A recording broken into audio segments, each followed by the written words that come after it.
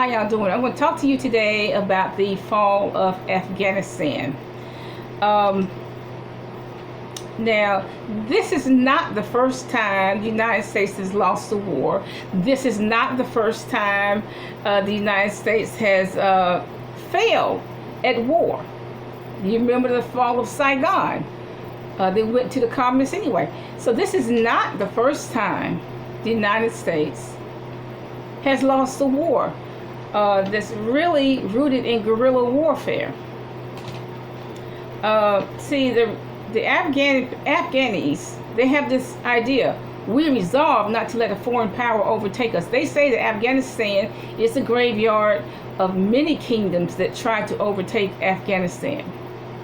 Because Afghanistan, they have a resolve: we're not going to let any foreign power overtake us. They did not allow, Russia was there for 9 years. They didn't allow Russia to overtake them. The United States was there for 20 years. Didn't allow the United States to overtake them either. People don't, the United States, probably Russia either, excuse me, just doesn't understand this whole thing called resolve.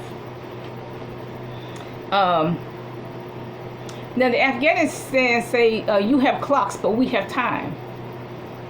In other words, you have clocks, you have the superior weapons, that's true, but we have time.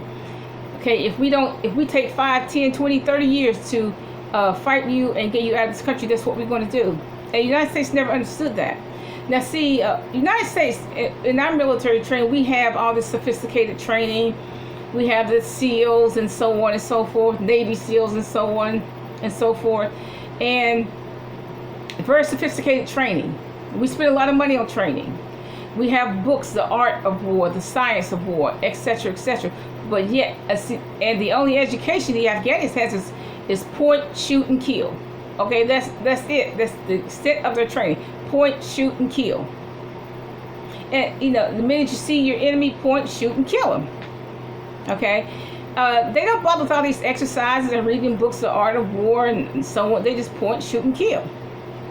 And they won just by that one strategy. Now Biden said they trained 300,000 Afghani soldiers. Train them to do what? They didn't do nothing. They won't even fight for their own country. Train them to do what? You know what? You cannot train anybody to have patriotism. Patriotism. You cannot train anybody. Maybe they were war torn. Maybe they just tired of fighting. First they fighting Russia. Now they fighting the Taliban. Now they fighting the United States and the Taliban. Maybe they just war torn. And maybe they're just hungry. There's nothing to eat in Afghanistan. Ever. Eat or drink. Okay, there's no water, hardly any water for drinking, much less for bathing and washing your hands after you finish handling animals and such. They don't have much of nothing. So the Afghani soldiers, they're probably hungry, too weary to fight. But look, the United States tried to make the Afghan army 300,000 people plus to be like them, to be like their soldiers. And they never going to be. All they know in Afghanistan is point, shoot, and kill. And that's what the United States should have trained them to do: point, shoot, and kill. At short range, long range. You sprint from one area to another, you point, shoot, and kill. Then you sprint to another area and you point, shoot, and kill. That's all they know. And that's what the United States should have trained them. Not all this art of war, the science of war that the United States soldiers are used to. Not all this sophisticated training, SEAL, air, and land. None of that. That's not what their culture is. Their culture is point, shoot, and kill. Okay? The United States should have got them on their level, which is primitive. Okay? Now, they went in the Bush number 2 in his administration. Now, what Bush should have done was, in my opinion, was to just drop some cluster bombs on the Taliban, make them surrender, and then have a 15, 20-year occupation. But that whole thing about free and clear elections was a joke. That's not what the Afghanistans are used to. Voting. What they're used to is taking power. Whoever this group is, they take power. That's what they're used to. They're not used to voting and all this diplomacy. They're not used to that. Okay? Now, my opinion, Afghanistan has what? What's that? Lithium? I think that's the only mineral they have, lithium. I think that they had some help from the Nephilim because, the Nephilim are the offspring of angels and humans. And in Afghanistan, there's a lot of Nephilim that are still there. They're underneath the mountains. There are Nephilim in Solomon Islands. They're underground. There's nowhere in Scripture that God said He completely and utterly destroyed the Nephilim to the point that they are extinct. There's nothing in the Bible there. Okay, the Nephilim came, God destroyed the world by flood, and then all of a sudden they pop up again, and Joshua's fighting them, and King Saul, all the way up to King Saul and King David, they fighting the Nephilim. Okay, so there's nothing, which tells me there was another incursion. There was another incursion of the angels mating with human women. So, after they didn't learn anything before. That maybe it was the same group of angels, maybe it was a different group of angels. But there was another incursion. I don't know how many total incursions there were. I don't know. Because they're finding skeletons of these non-human looking creatures. So I don't know how many incursions there were. But, at some point, God said, choose this day whom you will serve. So, I don't think they're going to do it again.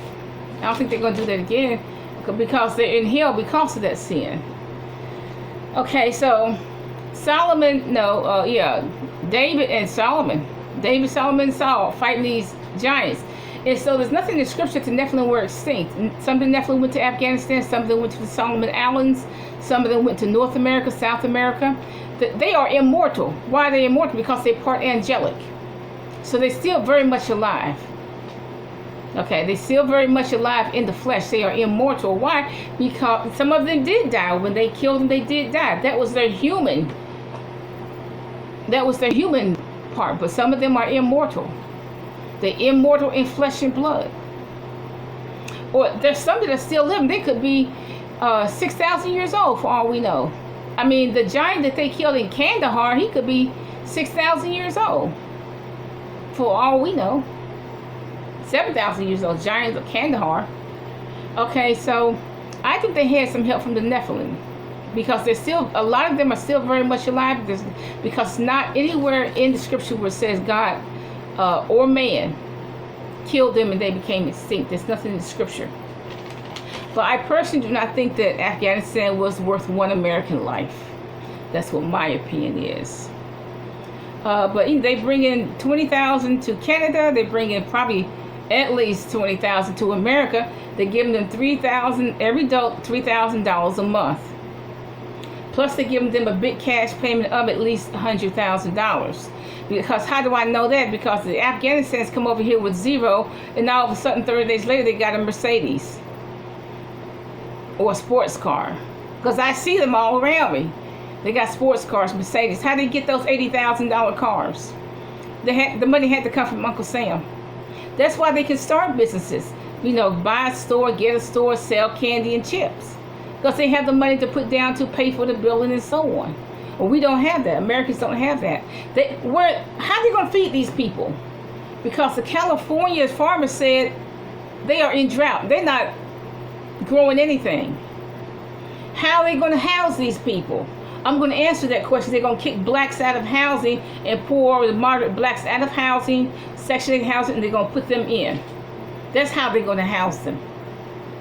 Now in West Virginia, they built them all spanking brand new townhouses plus a mosque. Now the government has never built any black people a church. They have never built any white people a church, but they built those people a mosque in West Virginia.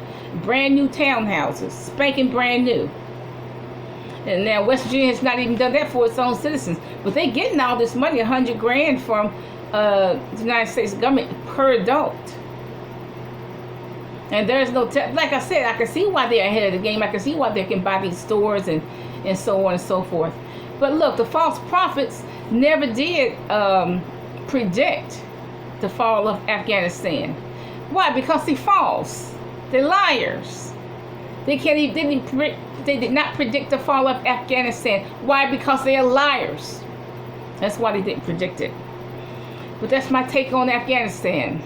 I don't think we should have, we should be surprised that happened. Because the United States still does not understand this word called resolve. They are resolved not to let a foreign power overtake them. Okay, if it takes them 30 years, it's not going to let a foreign power overtake them. Have a nice day.